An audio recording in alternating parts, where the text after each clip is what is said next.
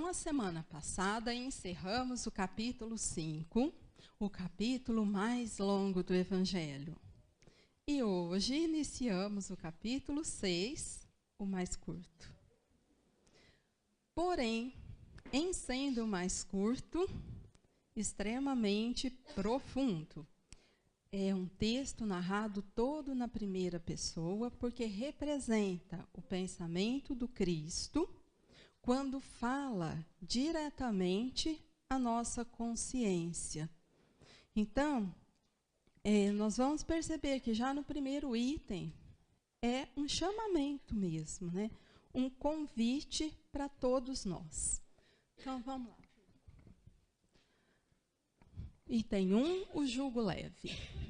Vinde a mim, todos vós que sofreis e que estáis sobrecarregados, e eu vos aliviarei. Tomai meu jugo sobre vós, e aprendei de mim, que sou brando e humilde de coração.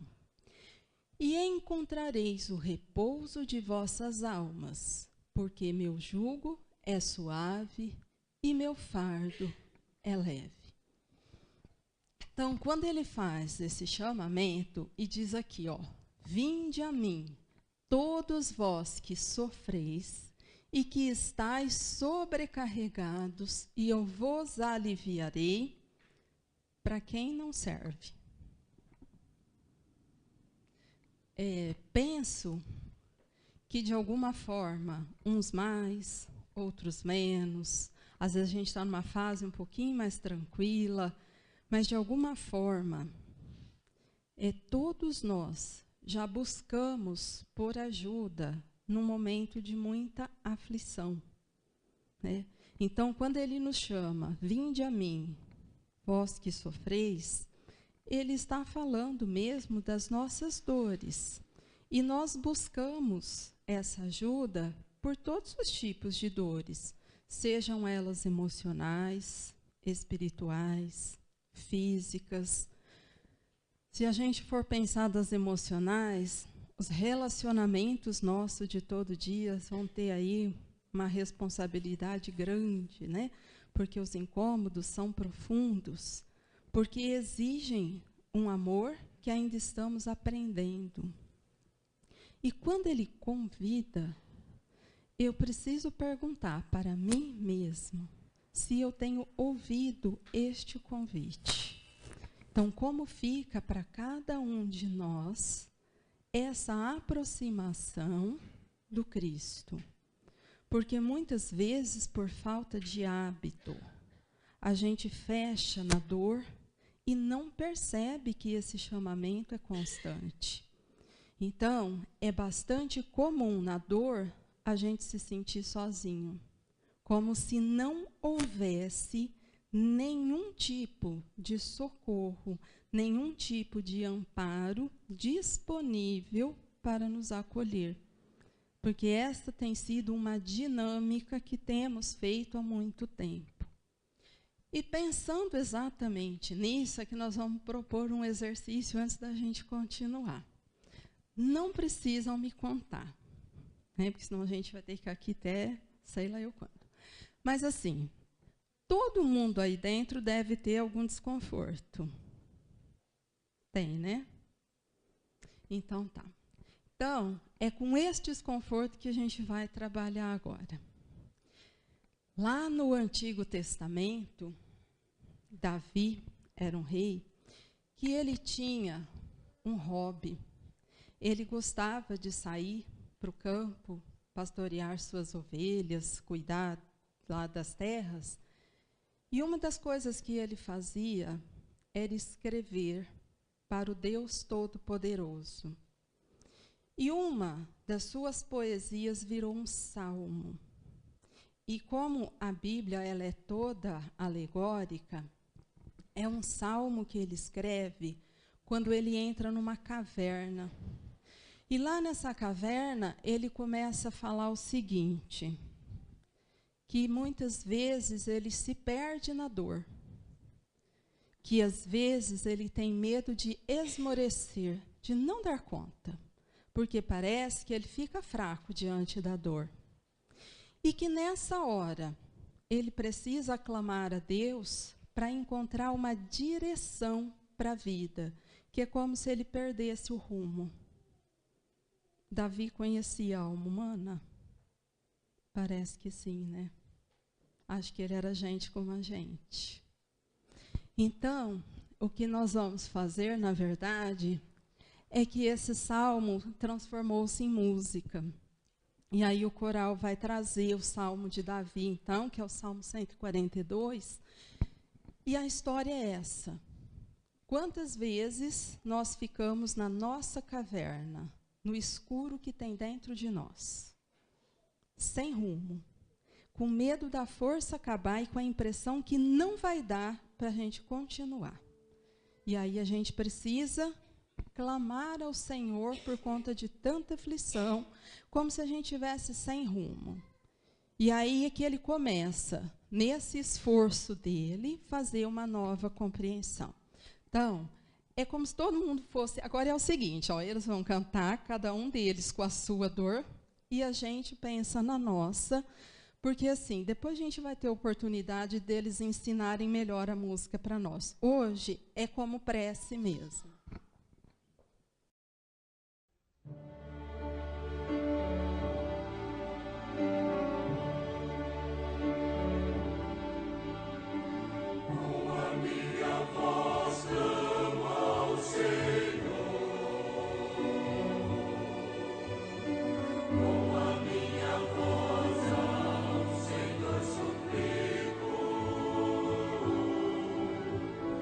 Diante dele a quem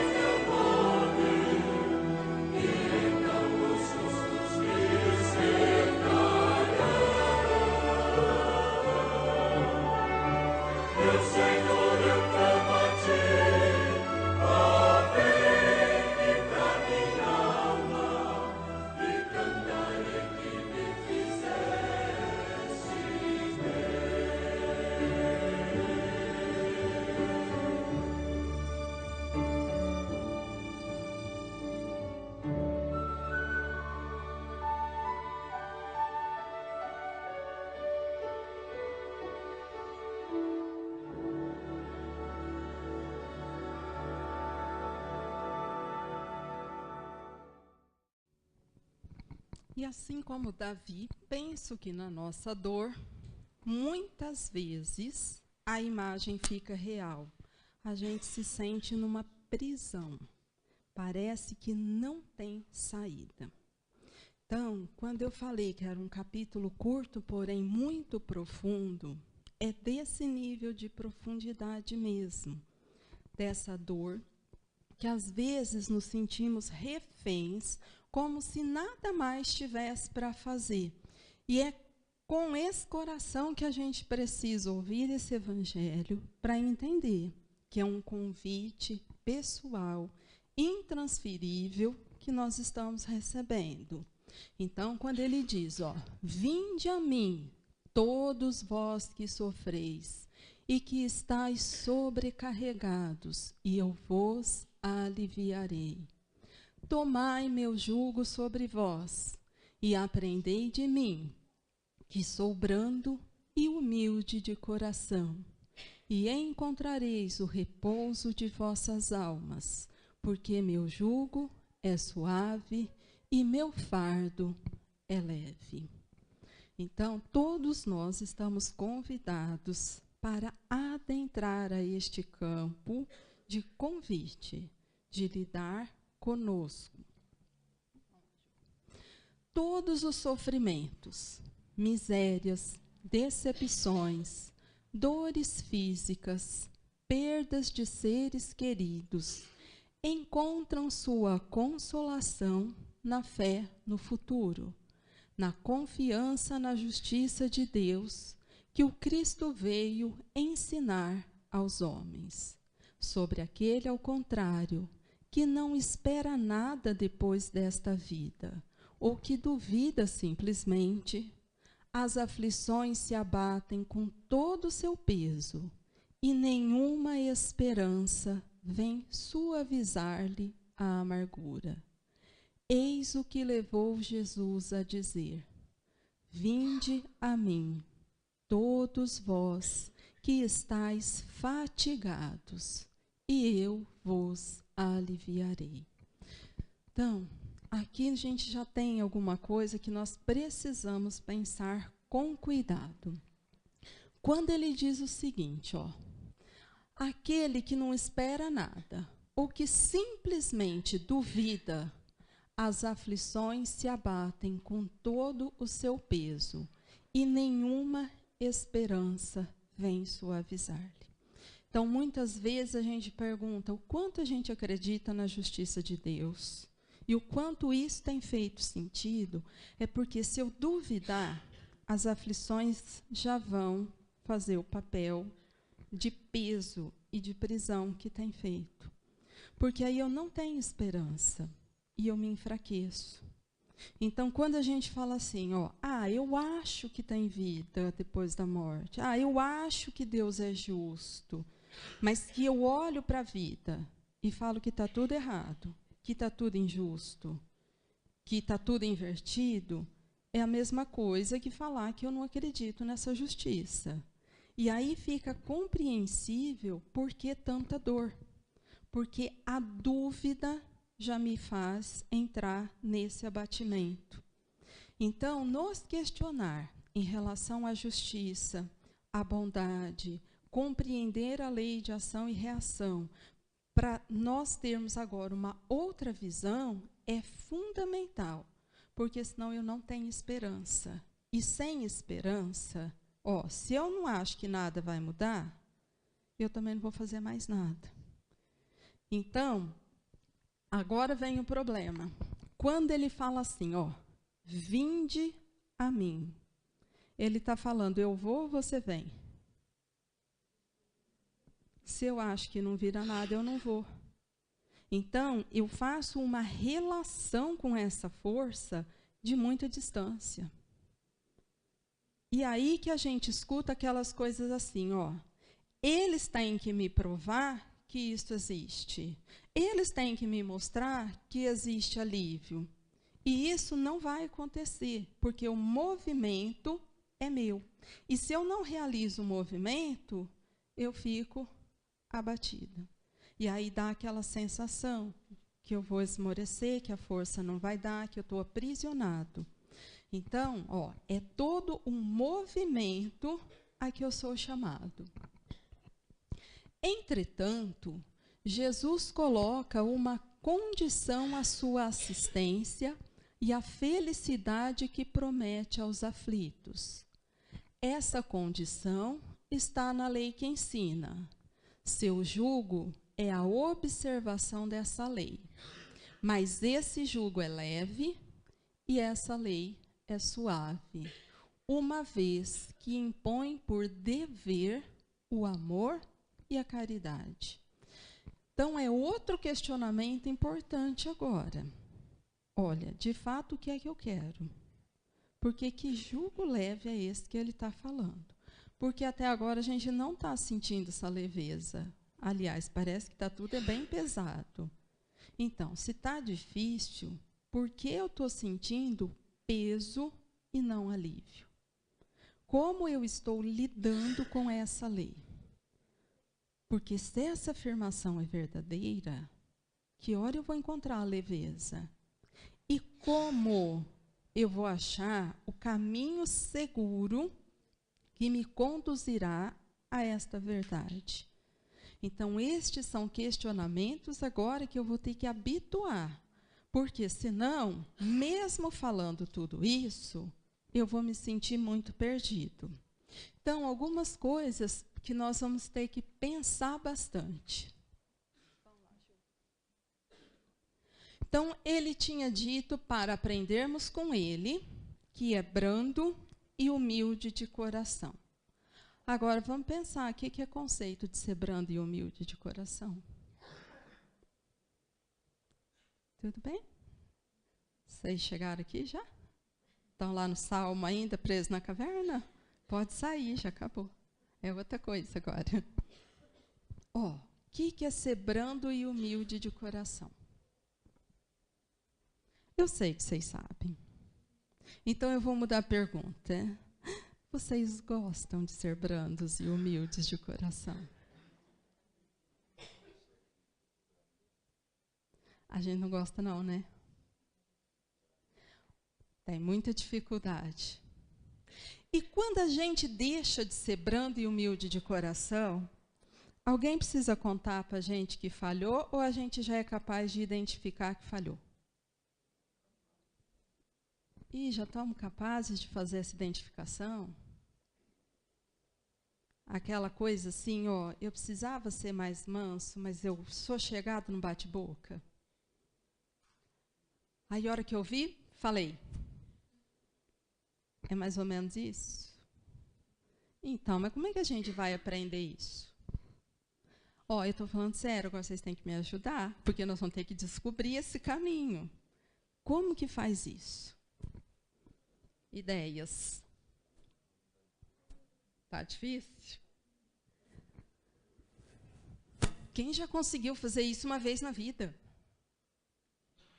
Ah, não, gente, não, é mentira. Eu nem estou acreditando. Uai, mas uma vez não é um começo? Uai, um começo, uma vez eu fiz. Então, ó, não é minha conquista, mas é um começo. Então, eu acho que a gente vai ter que ficar mastigando isso, pensar, ó, eu também não consigo, eu acho muito difícil. Mas uma coisa que eu tenho pensado muito é assim, ó, às vezes a gente chega aqui, imagina só, eles dois estão brigando, não é comigo. Vocês já viram que às vezes a gente consegue ficar irado até na briga alheia? Ó, mas espera aí, são eles, por que eu vou ficar irada se não é comigo? Então, será que o exercício não poderia começar assim? Ó, não é comigo. Então, eu preciso amansar meu coração e ver o que eu posso fazer para ajudar, tendo essa brandura de coração. Porque não é comigo, então não vai me abalar tanto assim. Então, é uma hora boa de conseguir um certo controle e equilíbrio para, pelo menos, quem sabe, uma prece, um ponto de vista, às vezes, diferente, uma outra forma de auxílio que possa aliviar um pouco a questão, porque, às vezes, eu estou de fora Eles estão brigando e eu vou lá e ainda ponho mais fogo na briga, porque eu tomo um partido e faço a coisa piorar muito. Então, ó, eu vou falar isso, mas em atitude concreta do dia a dia, eu não estou conseguindo fazer. Então, talvez esse pode ser um primeiro exercício. Ó, não fui eu. E porque com essa questão, às vezes as pessoas falam assim, mas você vai ver quando for com você. Eu sei, quando for comigo vai ser mais difícil. Mas não é também prudente ou inteligente começar pelo mais fácil? Porque começar pelo mais difícil vai dar errado mesmo, né? Então, vamos começar pelo mais fácil, porque aí eu consigo amenizar, não julgar, não colocar fogo na discórdia ali dos dois. É um começo. E talvez, né, vocês estejam tímidos, mas muitas pessoas aqui podem ter outras maneiras que já começaram um trabalho semelhante com questões que enfrentam na vida. E isso é importante. O que eu tenho que aprender é isso. Agora, como fazer isso, cada um de nós, com o seu esforço próprio, vai chegar lá. Mas eu preciso me esforçar e chegar. Quando ele fala desse ser humilde de coração, é outra situação bastante importante. Porque por muito tempo a gente confundiu humildade com comportamento e vestimenta. A gente chama de humilde a pobreza. Uma coisa, outra coisa, e às vezes elas nem conseguem se misturar muito. Não tem nada a ver uma coisa e a outra. Então, eu preciso ter cuidado, porque às vezes eu olho a pessoa com esta roupa, ou com aquela posição, e eu faço uma interpretação pessoal de arrogância minha, que não suporto aquilo, porque eu nem sei quem que é aquela pessoa. E talvez ali tenhamos um espírito muito mais humilde do que nós. Então, humildade que ele diz aqui é de sentimento. E humildade é aquilo que me oportuniza ver o outro como irmão. Eu não sou mais, nem sou menos. Eu sou semelhante. E nós temos muitas armadilhas que nos impedem de entender que nos falta humildade. Quando a gente começa muito assim, ó, ai, coitadinho do outro. Ixi, corre que isso é a armadilha do seu orgulho. Coitadinho do outro significa que ele é pior que eu. Por isso ele é um coitado. Eu não vejo força nele, ele é pior. E aí, na minha arrogância, eu faço assim, deixa que eu te ajudo. Oi? Como? Ajuda a fazer o quê? Você sabe resolver aquilo? Porque senão é arrogância mesmo. Olha que armadilha perigosa. Eu estou de fora do problema, não está me doendo nada, eu nem entendo porque eu nunca passei por aquilo, e vou lá, toda pomposa, falar, vem aqui que eu te ajudo. Como?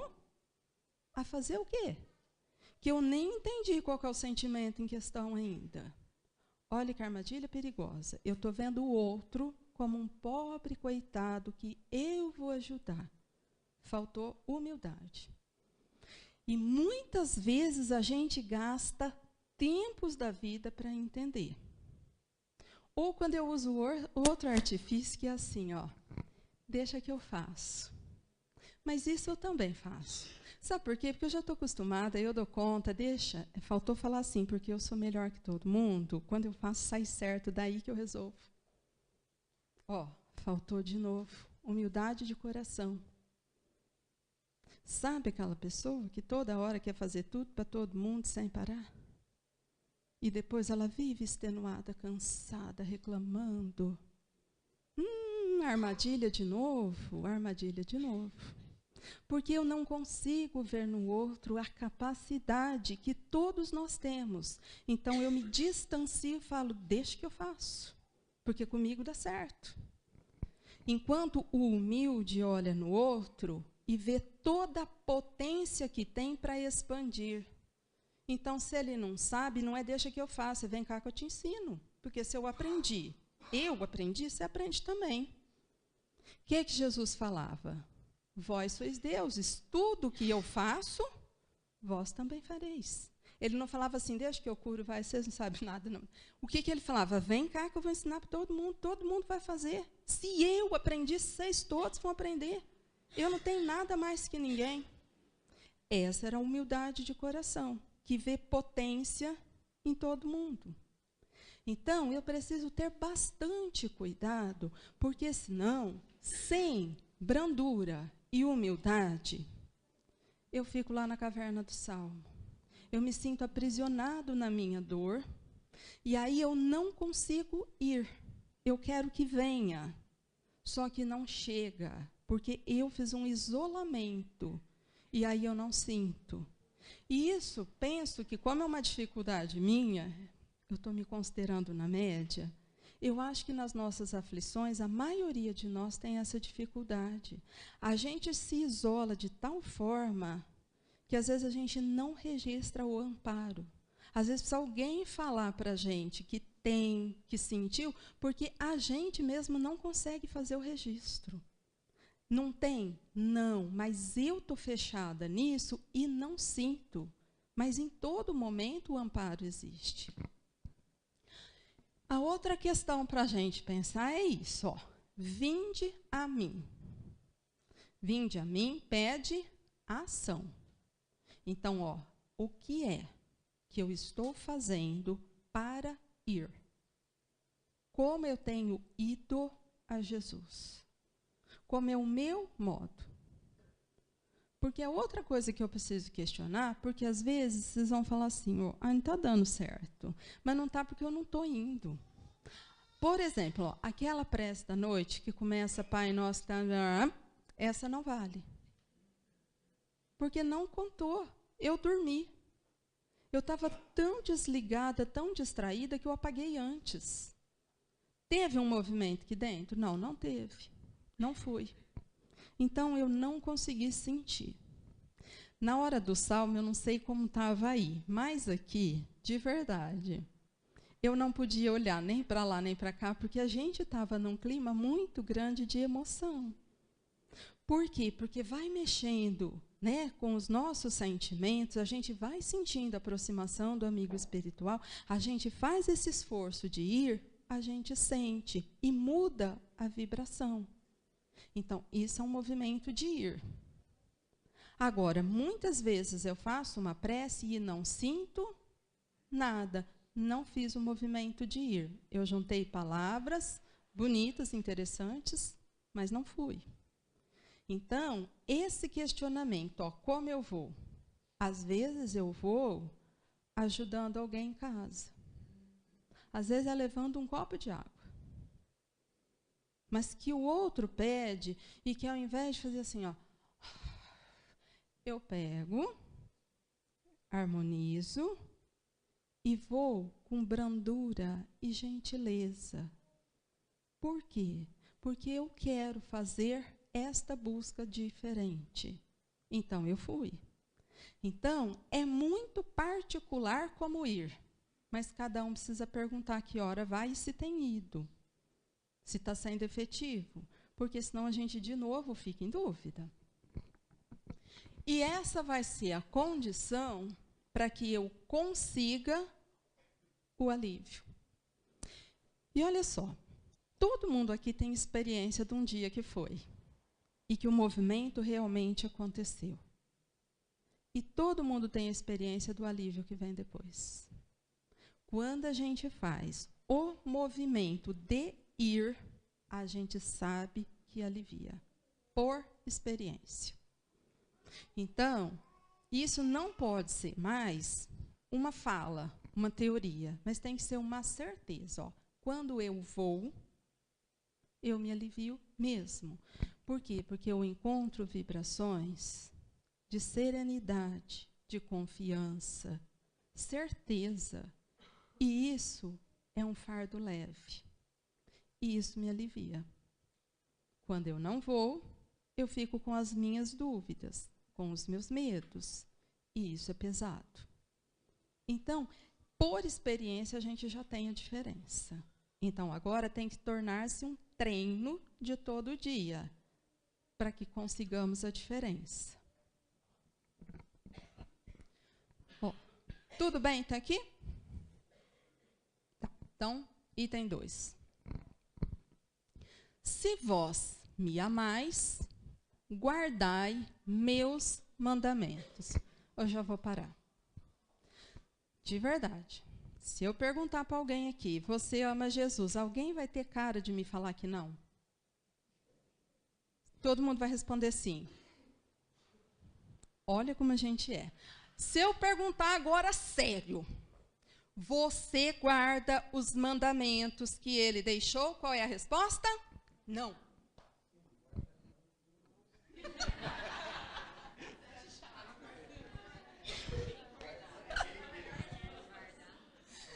Ó, então, ou eu amo, ou eu não amo. Então, é o que ele está dizendo, ó, se me amais, guardai o meu mandamento. Mas isso, a gente já discutiu em outra oportunidade, é muito lógico. É que nem falar assim, ó, eu sou palmeirense, mas eu torço para o Corinthians. Oi? Como é que funciona isso? Não deu para entender. Se eu sou palmeirense, eu torço para o Palmeiras, quando ele ganha, quando ele perde, na fase boa, na fase ruim. Por quê? Porque é essa a minha identificação. Se eu sou cristã, eu sigo esses mandamentos da melhor forma que eu posso. E todos eles, que ele resumiu em amar a Deus sobre todas as coisas, ao próximo como a si mesmo. Se eu não faço, eu preciso pensar qual a minha identificação com o Cristo. É porque a gente não ama ainda. A gente gosta um pouquinho, na parte que interessa. E, de verdade, ele é desafiador, porque ele veio abalar o que estava estabelecido. Então, muitas vezes a gente conversou aqui, infelizmente, para nós, confortável, por maturidade nossa, é Moisés. Olho por olho, dente por dente. Então, a gente fica muito confortável nesse critério. Ah, ó, já ensinei meu filho, se bater, ele não chega em casa chorando, não, porque apanha por cima. Coleguinha, você não mexe, não, mas se mexer, você bate. Então, ó, eu ensino a revidar, mas isso é Moisés. Jesus está bem lá para frente, 1400 anos para frente, e depois da chegada dele, nós já andamos mais 2018. O que ele fala? Oferece a outra face. É confortável ouvir isso? De jeito nenhum. Mas isso é ensinamento dele. Então, olha, eu entendo, mas de coração, eu aceito? Eu não aceito. Quando eu vejo alguém ser violento, inadequado, eu quero punição, castigo, eu quero que dê o troco. Mas revide, não é cristão. Então, eu entendo, mas eu não aceito. Então, trabalhar essa compreensão é bastante importante. Por quê? Porque eu preciso ver, de fato, como é que eu vou pautar a minha vida, porque senão eu fico uma pessoa confusa. Eu falo que o meu modelo é Jesus, mas na hora de seguir eu faço uma coisa que é totalmente contrária. Ó, eu fico perdida. E quando eu falo isso, ó, nós vamos estudando na história, lendo a vida, a gente vai ver que em muitos lugares vão falar da austeridade de Jesus. Ele não era essa coisa que, ai, tudo bem, não tem nada disso. Ele era uma figura muitas vezes enérgica, austero, sério, mas bondoso, dócil, amoroso. Tem lugar para as duas coisas. Agora, ele não era vingativo. Ele dava troco em ninguém. Ele não desejava o mal para o outro. Então, essa compreensão é importante, por quê? Porque se vós me amais, guardai os meus mandamentos. Então, isso é importante para que eu possa verificar daquilo que eu sei do mandamento, se eu realmente tenho feito. Porque se eu não faço, isso gera um desequilíbrio. Ó, eu falo uma coisa, sinto outra e faço, às vezes, uma terceira nada a ver. Eu fico uma pessoa perturbada. E é comum a gente falar assim, ai, mas eu não estou me entendendo. Não mesmo. Pensa uma, sente outra, faz uma terceira que não tem conexão com nada, eu fico confusa. Então, eu preciso avaliar do que eu sei. Qual o sentido que isso faz para mim e quanto esforço eu vou fazer para realizar esse ensinamento. Porque é isso que ele me pede. Se você me ama, guardai os meus mandamentos. E eu pedirei a meu Pai, e ele vos enviará um outro Consolador, a fim de que permaneça eternamente convosco, o Espírito de verdade, que o mundo não pode receber, porque não o vê e não o conhece. Mas quanto a vós, conhecê-lo-eis, porque permanecerá convosco e estará em vós.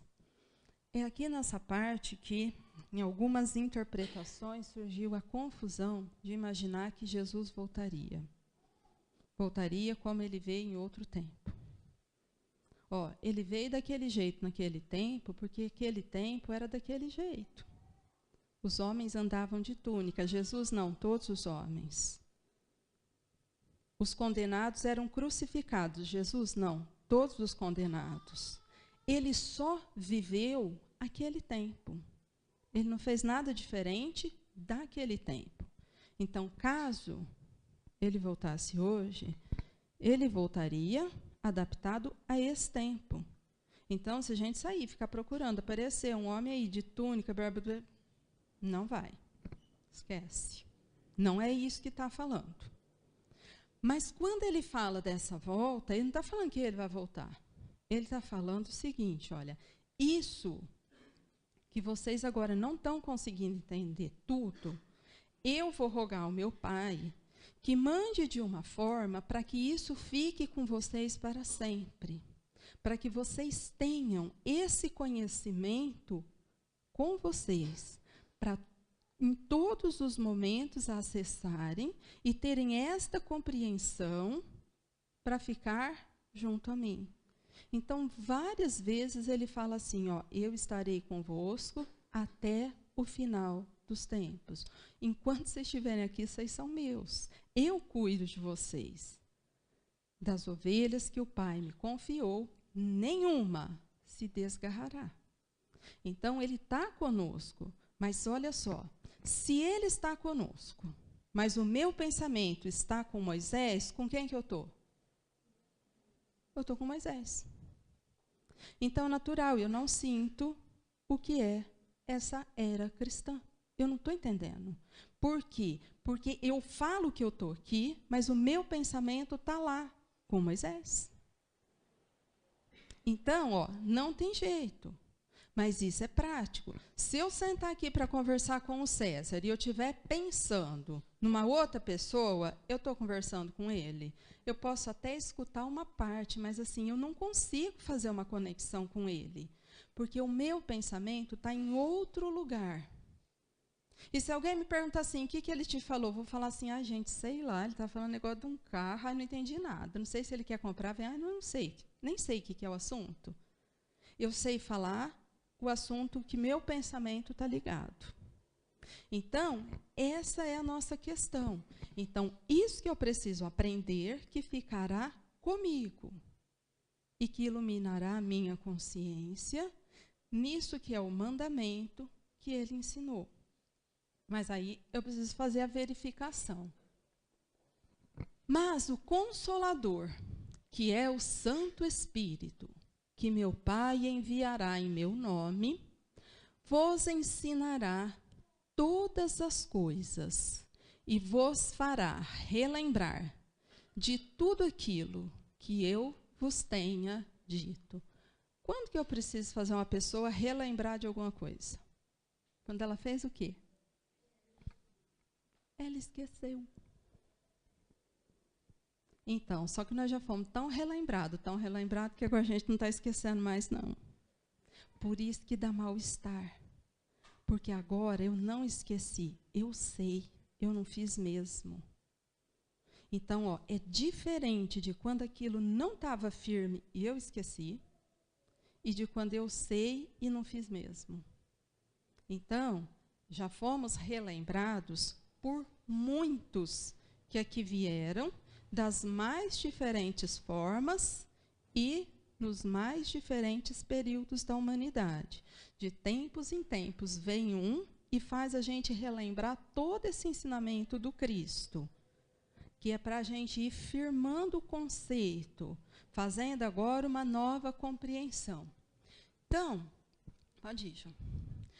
Tem um livro que chama O Espírito da Verdade, que é uma psicografia do Chico com o Valdo Vieira, e lá, eu acho que a lição 7 ou 8, ela chama A Rigor.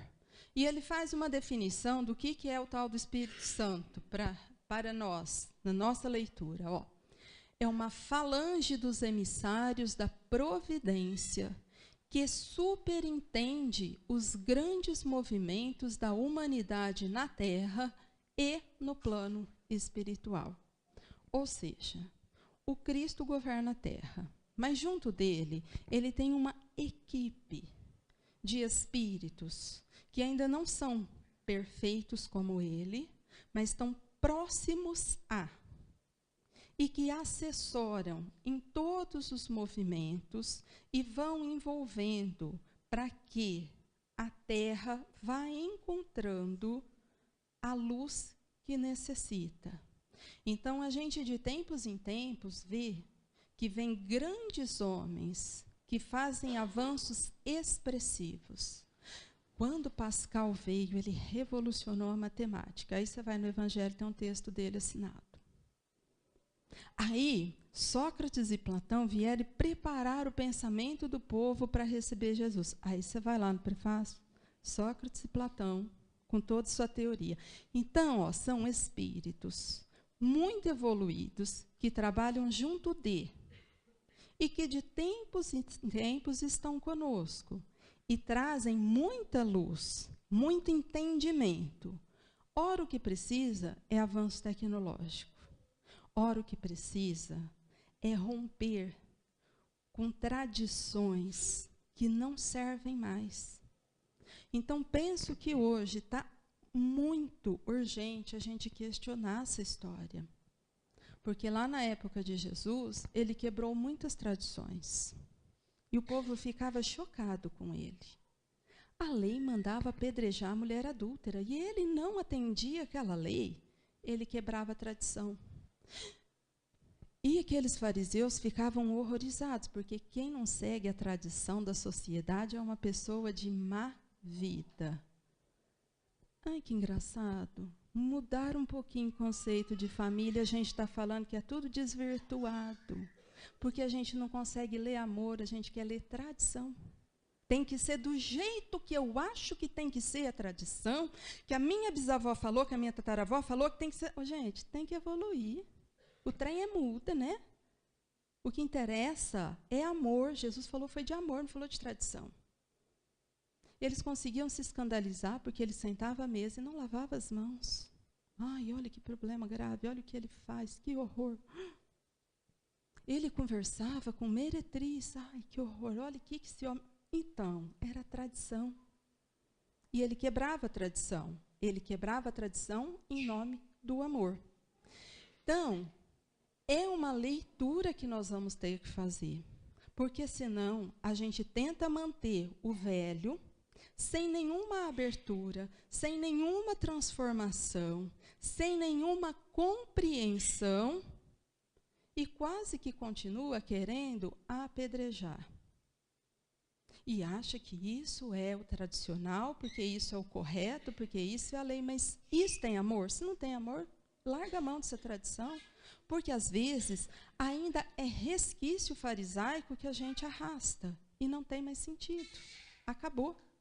É outro tempo agora. Mudou. Eu preciso avaliar sentimento, né? Quanto eu sou capaz de perdoar e me dedicar ao outro sem julgar, sem apontar, porque senão eu fico bastante confusa. Mas me dá a impressão que eu que estou certa. Porque nós crescemos, infelizmente, ouvindo assim, ó, cumprir a minha obrigação. Eu cumpri a minha obrigação. Mas qual obrigação? O que é que você fez? Qual obrigação? Qual parte? E muitas vezes eu acho que estar aqui e tomar passe foi a minha obrigação. Não, minha obrigação é amar o meu irmão. Aqui é só um lugar para a gente se reabastecer, mas aqui não é a minha obrigação. Minha obrigação é no relacionamento. Então, se eu ficar em tradições que não me levam a lugar nenhum, eu posso estagnar e ficar o homem velho que continua preso à tradição de Moisés e não entendeu a era cristã.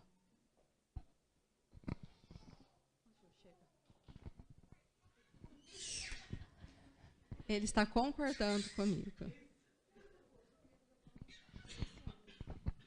Se a gente continuar nessas tradições e no dia a dia, né, tá tudo diferente, vamos dizer assim. Para os nossos filhos, nós vamos passar as tradições. Isso que está acontecendo lá fora, eles vão, né, vai confundir todo o pensamento deles. Então, acho que realmente é ensinar o amor. Que nem você disse que isso eu ouvia da minha mãe. Se eu apanhasse, se eu chegasse em casa, eu ia apanhar. Então, eu posso dizer que eu sempre fui uma menina muito complicada.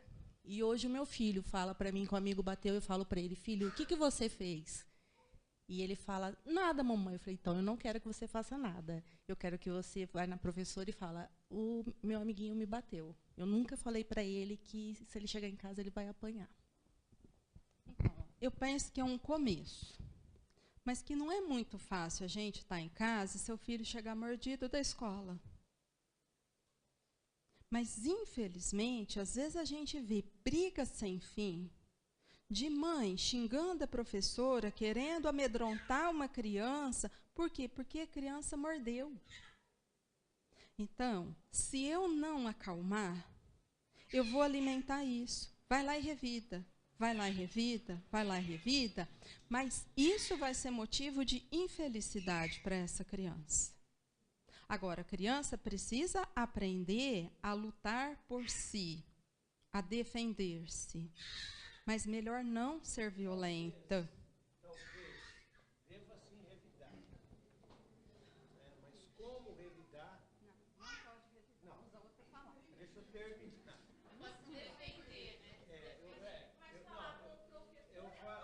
O que eu quero colocar assim, talvez você deva revidar, mas revidar talvez com um questionamento, por que ele fez aquilo? Né? Então, para levá-lo ao despertamento do que ele está fazendo. Então, revidar, porque talvez revidar, de vez que a gente está acostumado, é devolver o tapa. Né? Mas Jesus, ele fazia diferente. Eu acho que Jesus, dentro dessas... Não, outra palavra. Não, tudo bem, então... Não pode ser revide. Revide dá errado. Deixa eu falar uma coisa. Uma vez o Henrique, meu filho, ele tinha um amiguinho na escola que batia nele, né? Aí ele sempre contava que o amiguinho batia, né? Aí um dia eu falei assim, filho, eu acho que o que ele precisa é de um abraço. Então, quando ele te bater, o que você vai fazer é o seguinte, porque ele nunca fazia nada, ele saía, né? Então, a próxima vez, quando ele te bater, você espera, depois você vai lá e dá um abraço nele. Porque eu acho que você vai deixar ele tão assustado com o abraço que ele não vai mais te bater. Ele falou assim, mamãe, você tá louca? Eu acho que você tá ficando louca. Eu posso até não fazer nada, mas abraçar ele, nem pensar. É desafiador, né? É desafiador. Então, assim, ó, defender... Porque depois nós vamos trabalhar isso, né? Porque são dois conceitos. Defender é uma coisa, proteger é outra coisa. Então, são dois conceitos que depois nós vamos trabalhar.